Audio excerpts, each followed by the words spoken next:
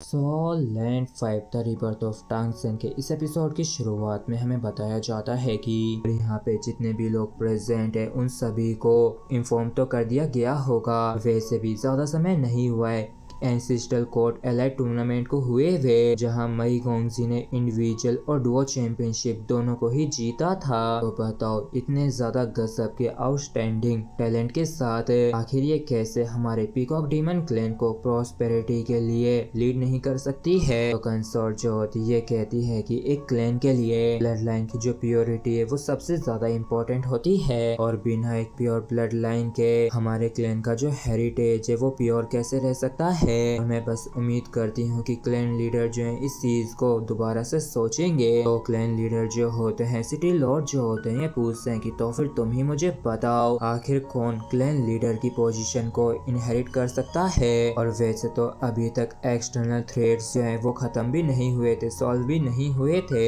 लेकिन अब देखो इंटरनल स्ट्रिप भी होना शुरू हो गई है। तो इस चीज को सुन के कंसोर्ट जो होती चिढ़ जाती है और फिर ये गुस्से में आते हुए कहती है कि अगर फिर ऐसी ही बात है तो हमारे क्लैन के रूल्स के अनुसार अगर किसी को क्लैन लीडर के हायर को लेके ऑब्जेक्शन होता है तो काउंसिल के जो एल्डर्स हैं वो 100 bird greeting of the sun ceremony को करवाने की रिक्वेस्ट कर सकते हैं, इस चीज को पता लगाने के लिए कि क्या सक्सेसर के पास इतनी भी क्वालिफिकेशन है जिससे कि वो इस पोजीशन को इनहेरिट कर सके। इस पर फादर जो होते हैं, सिटी लॉर्ड जो होते हैं, कहते हैं कि क्या सच में तुम्हारा इरादा यही करने का है, और क्या तुम्हें इस चीज का आभास भी है जो तुम ये 100 बर्ड ग्रीटिंग सन का प्रस्ताव रख रही हो। तो ये एक तरीके से क्लैन लीडर की अथॉरिटी को चैलेंज है, और अगर जिस एल्डर ने इस चीज का प्रस्ताव दिया हो अगर वो फेल हो जाता है तो उससे उसकी पोजीशन को छीन लिया जाएगा और हर हाल में उसे सारे परिणामों को भुगतना पड़ेगा। इस पर कंसोर्ट जो होती है ये कहती है कि जब तुमने मेरे बेटे के सक्सेशन को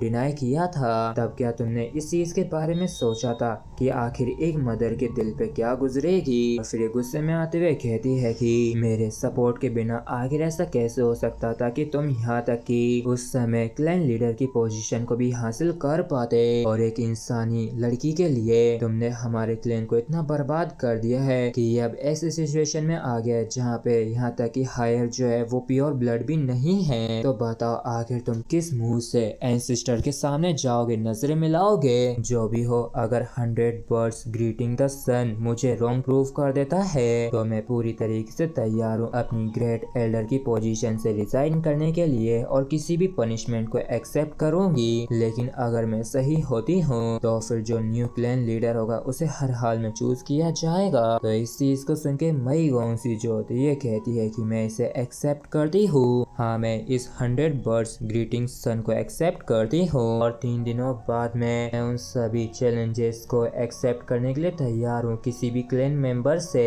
जो कि मेरे जैसे सेम कल्टीवेशन रियलम में होंगे। और तब तक चैलेंजेस को एक्सेप्ट करूंगी जब तक कि एक भी चैलेंजर ना बचे। और इस चीज को सुन के चारों तरफ सन्नाटा सा छा जाता है, और फादर जो होते हैं, सिटी लॉर्ड जो होते हैं, कहते हैं कि अब जब सिया मई ने एग्री कर दिया तो फिर ये तय रहा, सभी लोग प्लीज क्लैन एरिना की तरफ चलें। और फिर क्या था, हम देखते हैं कि सभी लोग एरिना के पास आ जाते हैं, जबकि एरिना के बीचों बीच मई गोंगजी के लिए खड़ी होती है। जब मई गोंगजी एरिना के बीचों बीच आ जाती है तो ये फाइनली अपने गोल्डन क्राउन को रिलीज करती है और अपनी पावर को काफी खतरनाक तरीके से रिलीज करने लगती है। और फिर क्या था, ये वाकई में काफी खतरनाक अंदाज से अपनी पावर्स को रिलीज करते हुए कहती है कि ठीक है, मैं तैयार हूँ, तो चलो बताओ आखिर मेरा पहला चैलेंजर कौन होने वाला है। भाई लोग, अब बैटल में काफी ज्यादा मजा आने वाला है, तो जल्दी से वीडियो को लाइक कर दीजिए, चैनल को सब्सक्राइब कर दीजिए कि हमारा ये जो एपिसोड है ये यहीं पे खत्म होता है।